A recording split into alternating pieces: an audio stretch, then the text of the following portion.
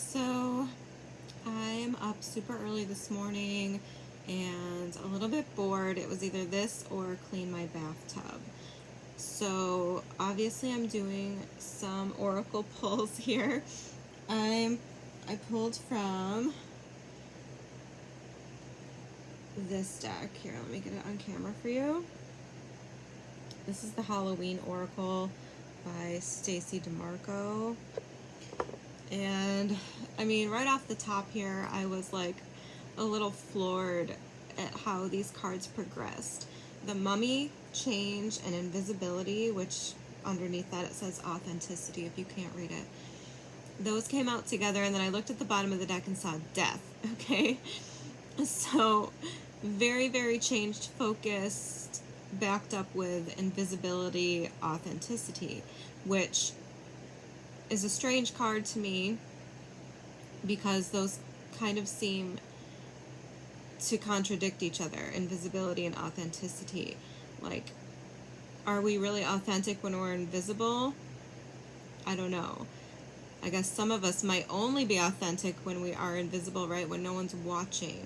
So I can't help but sort of focus in on that, okay? So we have Death here on the top,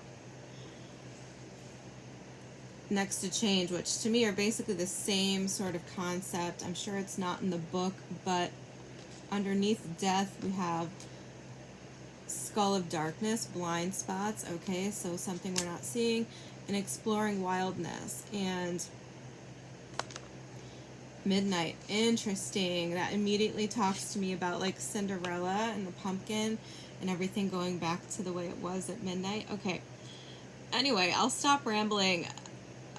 This is hitting me as something I'm very familiar with seeing in other people, which is just like a fear of change, right? A fear of like who you're gonna be if you lose a person, if you lose a job, if you lose whatever the case may be, something that you're very attached to, that you define yourself by in your life, right? What happens when we lose that?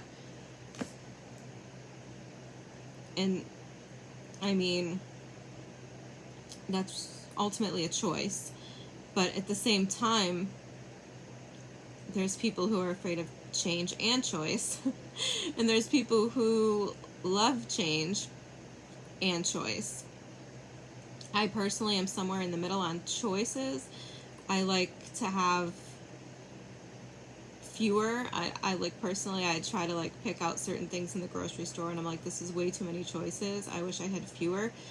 But as far as change goes, I generally love and accept it and like thrive in sort of changing, charged up environments. Like that's kind of my wheelhouse. I thrive in chaos. So I always feel sort of like, I guess, credentialed enough to talk about that and encourage other people to see that perspective as well. Because really, as this card implies, exploring wildness, werewolf, right? He's also changing.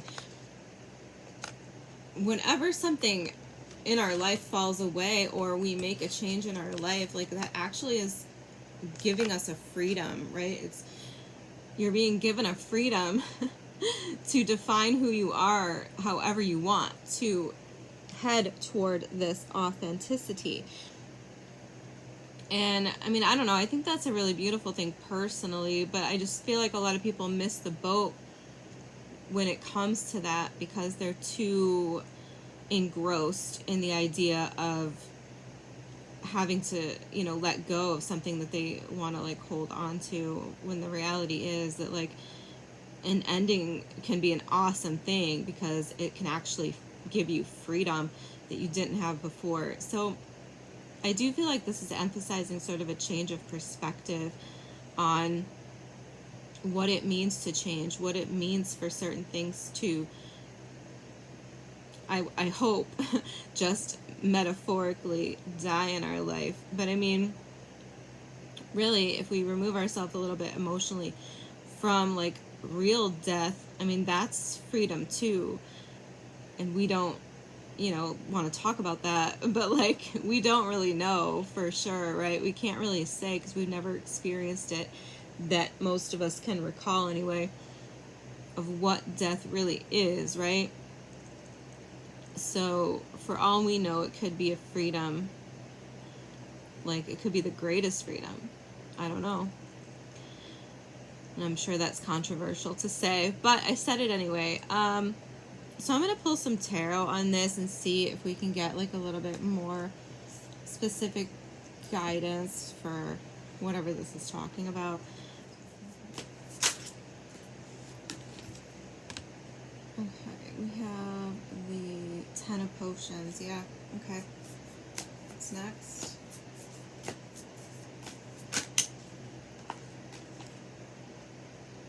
The 6 of Potions.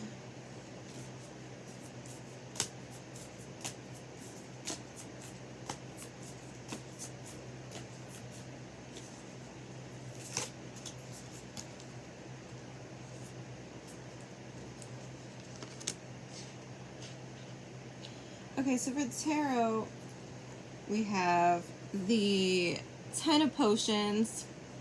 I'm pulling from the Hocus Pocus deck. I'll actually show you the deck. This is the Hocus Pocus Tarot. So for the tarot, we're getting the 10 of Potions, so the 10 of Cups, the 6 of Cups,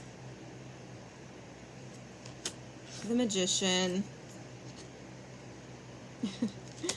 and the Sun. Okay, and at the bottom of the deck we have the Hierophant. So I mean, obviously we're digging into an emotional space here, but with the Sun and the Magician and the Hierophant, I mean, exactly kind of what I was saying. Like, change, whatever change might be, you know, vexing you at this moment. 9 of Pentacles. Okay, so it could be, you know, an environmental change, something about your independence. But I mean, okay, let's just move on to the cards I have in front of me and not make it too complicated. So I mean, exactly what I said, and this is how I feel about change. The Magician, the Sun, the Hierophant. I mean, any small or big change gives you an opportunity to roll with that change and make more changes. It gives you an opportunity to manifest your happiness, right? And manifest your clarity, manifest redefining yourself and being able to stand in your authentic light and, you know, yeah, being seen authentically. It gives you, how do I explain this? It gives you an excuse. Like, does that make sense? Like, whenever something changes in your life in a big way, it gives you an excuse to respond to it. And then you have a choice how you respond to it. You can respond to it in a positive or negative way, right? And I know a lot of people like to use it as an excuse to, you know, then dwell and not progress and not make any changes and feel sorry for themselves. Obviously, that's, you know, a shadow energy that we don't really ever want to be in for too long. But anyway, so let's not go there. So, but it also gives you a chance to realign yourself with who you authentically are. And I feel like that's what this is talking about. Embracing some sort of change.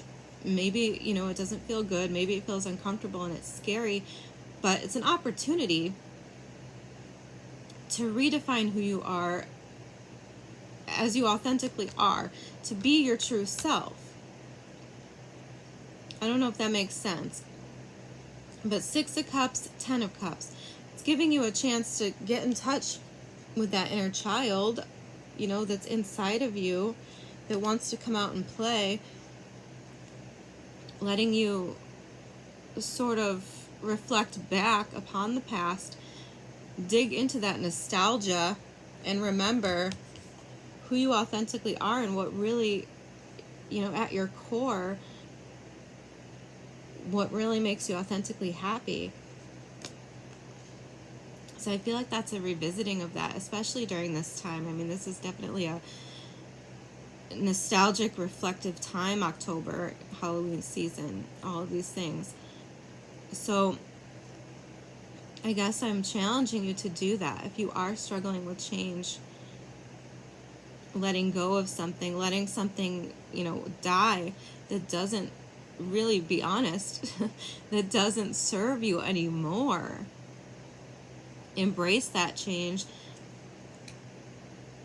and allow it to transform you into a better, more authentic version of yourself, because that is how you get all of this energy right here. The Sun, the Magician, the Hierophant. That's how you align yourself with, you know, your purpose, with God, with your morals and values. That's how you get on the path here with this map, right? That's how you manifest. I mean, in my humble opinion, that's how you know, that's how you reach ultimate happiness. The Sun, the Ten of Cups. So the path to change, the only way out is through, right? When you get through, that's where you get Ace of Potions. I just split the deck at the Ace of Potions. A new opportunity for your emotions to be overflowed with joy. Right? Alright, I'm going to leave it there. Thanks for indulging me. I'll see you soon.